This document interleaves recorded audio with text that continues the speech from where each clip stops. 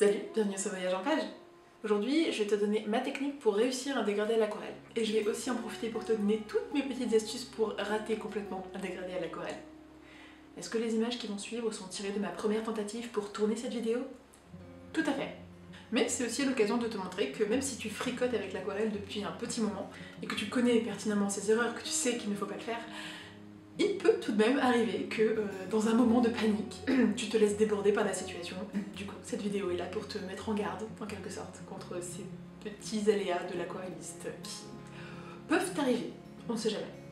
Je te propose de commencer tout de suite avec la bonne technique à appliquer, et pour plus de sécurité, je t'invite à regarder la deuxième partie de cette vidéo qui sera donc consacrée aux petites erreurs à ne surtout pas faire, pour éviter les catastrophes.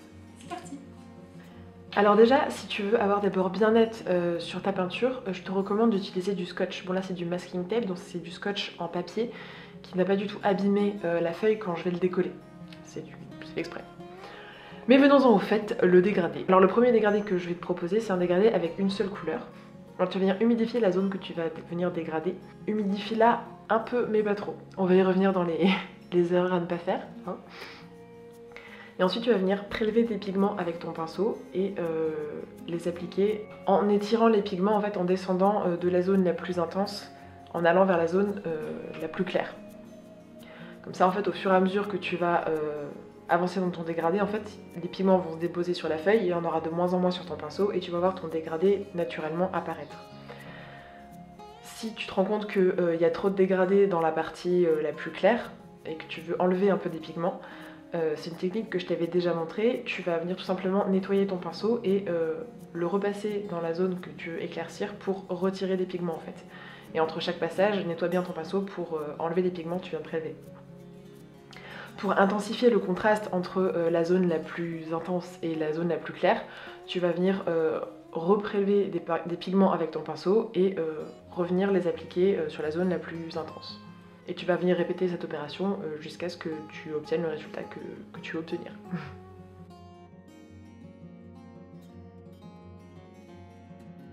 Pour le deuxième exemple, je vais te montrer un dégradé à une couleur et demie.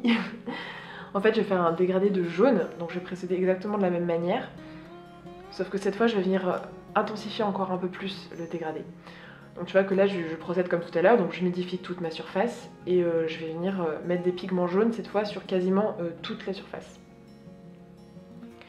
En commençant déjà à créer un peu mon dégradé en mettant plus de pigments en haut, là où ça va être le plus intense, et en dégradant très légèrement sur le bas.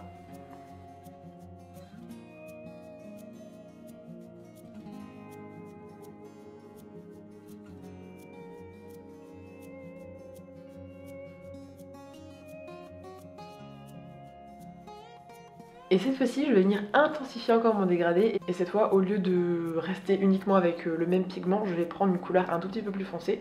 Donc là, c'est du orangé un petit peu. Là, tu vois que je rajoute carrément une troisième couleur qui est un orange un peu plus soutenu pour avoir un dégradé vraiment, vraiment intense.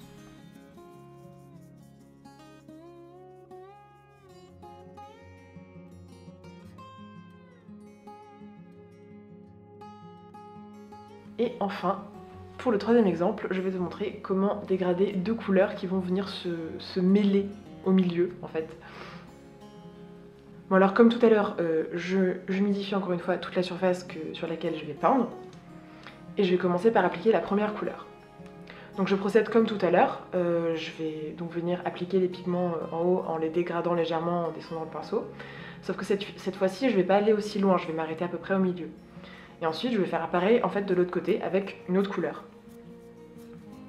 Et je vais procéder exactement de la même manière.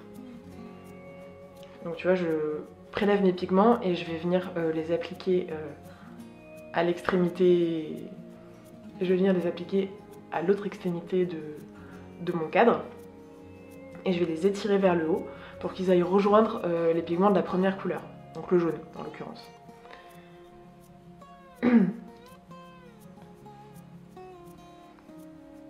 Mais n'oublie pas de bien nettoyer ton pinceau quand tu changes de couleur, évidemment. Et ensuite, tu vas venir jouer un petit peu en fait avec la zone de jonction. Tu vas venir rajouter des pigments jaunes en haut et verts en bas. Enfin, je vais venir ajouter des pigments jaunes en haut et verts en bas, en les dégradant progressivement et en les mélangeant. Donc tu vois là que je vais descendre un peu plus bas avec le jaune, je suis remontée un peu plus haut avec le vert tout à l'heure, là je redescends un peu plus bas avec le jaune, pour vraiment bien mixer les deux couleurs et qu'il y ait vraiment une transition fluide entre les deux. Et voilà, 3 dégradés, comme tu l'as vu, assez rapides à faire et pas vraiment compliqués. Cependant, il y a quand même quelques petites erreurs à ne pas faire. Et j'en ai fait les frais quand j'ai commencé à tourner cette vidéo. Maintenant que je t'ai donné la technique de base, j'aimerais rajouter quelques petits conseils qui pourraient t'éviter la catastrophe. Alors je t'en ai déjà parlé, mais le premier conseil que je te donne, c'est de bien choisir ton papier. Celui que je te recommande, c'est le papier 100% coton, c'est vraiment ce qu'il y a de mieux pour l'aquarelle. Le papier que tu vois à l'écran en ce moment, c'est du papier cellulose et tu vois déjà que les couleurs sont beaucoup moins intenses.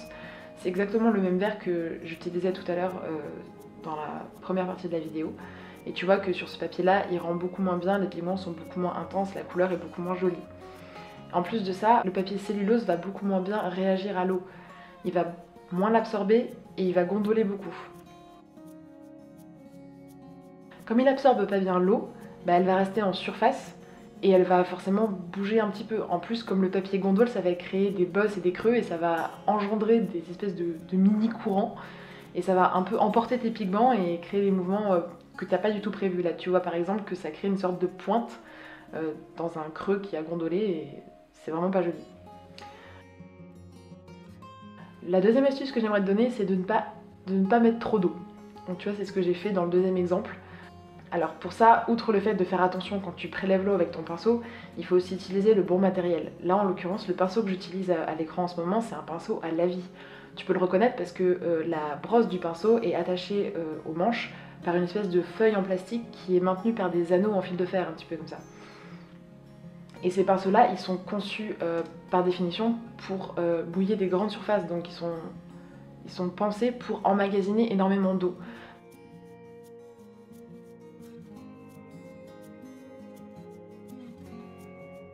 Mon troisième conseil, c'est fais attention aux couleurs que tu choisis. Fais attention à choisir des couleurs qui vont bien se mélanger et qui vont être harmonieuses ensemble. Là, tu peux voir en l'occurrence que le bleu et le rouge que j'ai choisi, quand ils vont venir se mélanger, ça va donner une couleur un peu marronasse, un peu boueuse au milieu, qui n'est pas forcément très jolie. Vérifie en amont, en faisant des tests, que les deux couleurs que tu choisis pour ton dégradé se mélangent bien et que la couleur intermédiaire, quand tu vas les mélanger, n'est pas trop boueuse. Le quatrième conseil que je vais te donner, c'est de savoir quand t'arrêter. Parce que même si tu as le bon papier et que tu mets la bonne quantité d'eau, t'es pas encore tiré d'affaire. En aquarelle, tout est une question de timing. Et surtout quand tu travailles dans l'humide comme ça, quand tu sens que la zone que tu es en train de peindre commence à sécher, surtout n'y touche plus et laisse-la complètement sécher.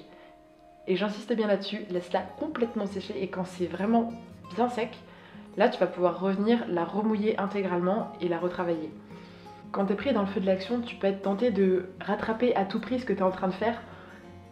Et c'est là que tu vas faire des bêtises en fait. Tu vas essayer de bidouiller un petit peu comme tu peux pour à tout prix rattraper ton erreur. Donc là tu vois par exemple que ça avait commencé à sécher et j'ai quand même insisté et j'ai repassé beaucoup de fois avec le pinceau. Et du coup tu vois les traces de pinceau en fait. Tu vois qu'il y a des taches un petit peu disgracieuses, c'est pas du tout fluide et c'est pas très joli. Une autre erreur que tu peux être tenté de faire, c'est quand tu vois que ça commence à sécher, de rajouter de l'eau pour essayer de réhumidifier. Sauf que du coup tu vas avoir beaucoup de mal à réhumidifier uniformément parce qu'en plus les pigments sont pas complètement secs, donc si tu essaies de tout réhumidifier, tu vas déplacer tes pigments et ça va complètement gâcher ton dessin et tu vas te retrouver avec une quantité d'eau beaucoup trop importante et mal gérée. Et tu vas déplacer tes pigments de manière totalement incontrôlable et c'est exactement ce qui s'est passé dans ce deuxième exemple où tu vois que j'essaie de remettre les pigments un peu au bon endroit, mais ils vont quand même se déplacer. Je me retrouve avec une espèce d'arche jaune tout autour de mon rectangle et c'est pas du tout ça que je voulais. J'espère que cette vidéo t'a plu et qu'elle t'aura appris quelque chose et qu'elle t'aura peut-être sorti de la mouise, qui sait, on ne sait jamais. Si c'est le cas, n'hésite pas à liker la vidéo, à laisser un commentaire, à t'abonner à la chaîne, à faire tourner, bref, fais comme bon te semble. Hein. Et en attendant la prochaine vidéo, moi je te dis à la prochaine et à des pinceaux. Bye!